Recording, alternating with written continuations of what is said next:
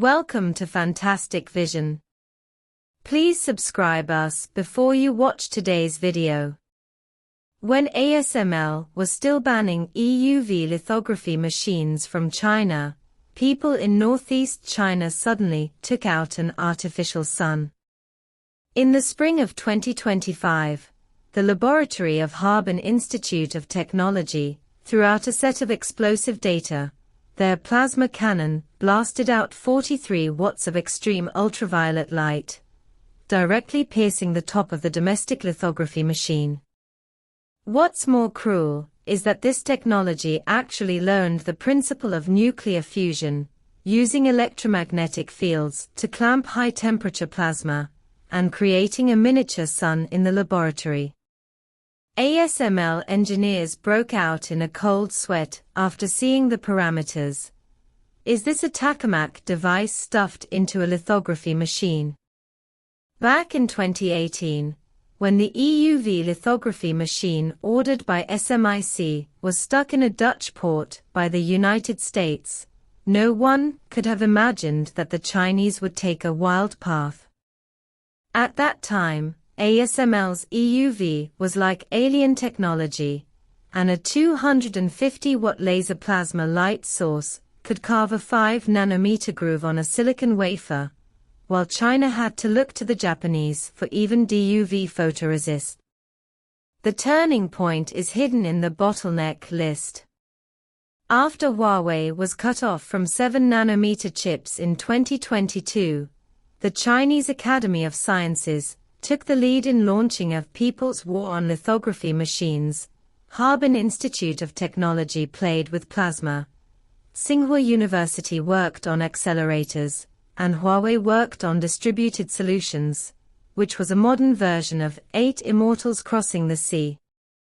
In the words of Ren Zhengfei, the Western blockade list is our research list. The most amazing thing is the choice of technical routes. Although ASML's laser blasting tin bead solution is strong, it requires 20 years of accumulation of precision optical systems.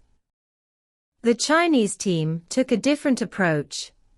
Harbin Institute of Technology transformed nuclear fusion technology into a light source. Tsinghua University used particle accelerators to generate extreme ultraviolet light.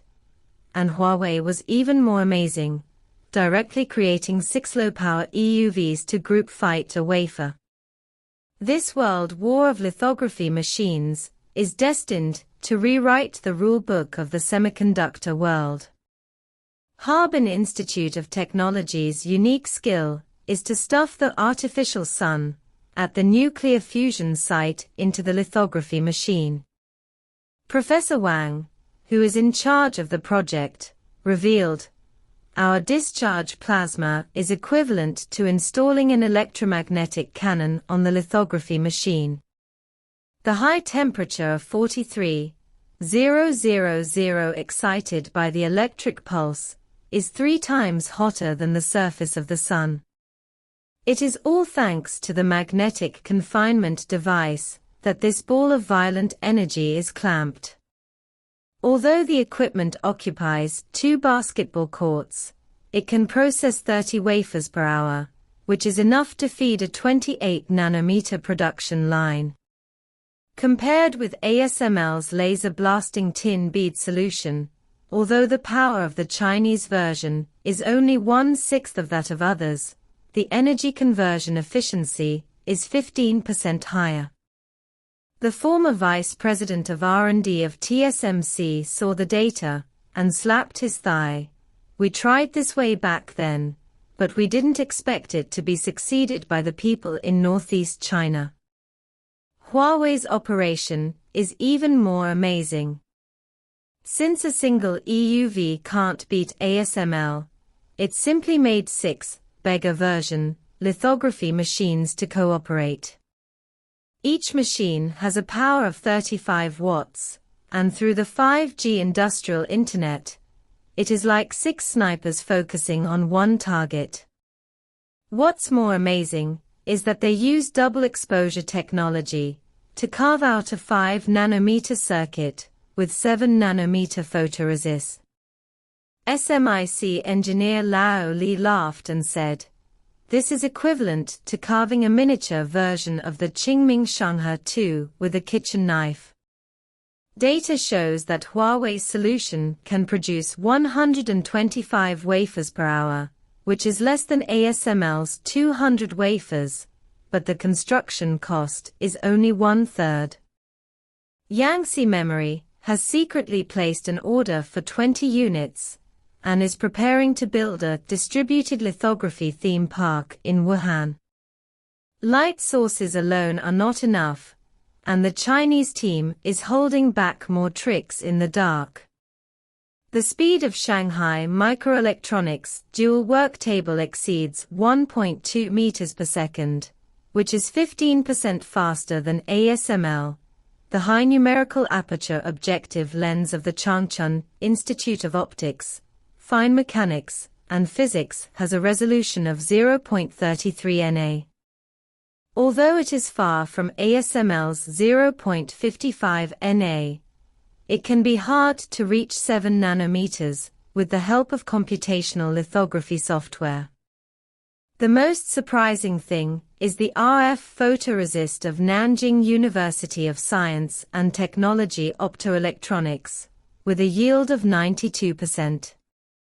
The Japanese almost committed seppuku after seeing the test report. ASML CEO Peter Wynn recently said at a financial report meeting, "It will take at least 10 years for China to catch up with us." But privately, he sent a commercial spy to sneak into the laboratory of Harbin Institute of Technology, but was scolded by the security guard in northeastern dialect and doubted his life. This EUV breakout battle is very similar to the Battle of Shanganling during the war to resist US aggression and aid Korea. When ASML built a technical wall with a precision industrial system, Chinese engineers used the wisdom of making steel by primitive methods to carve out a breakthrough.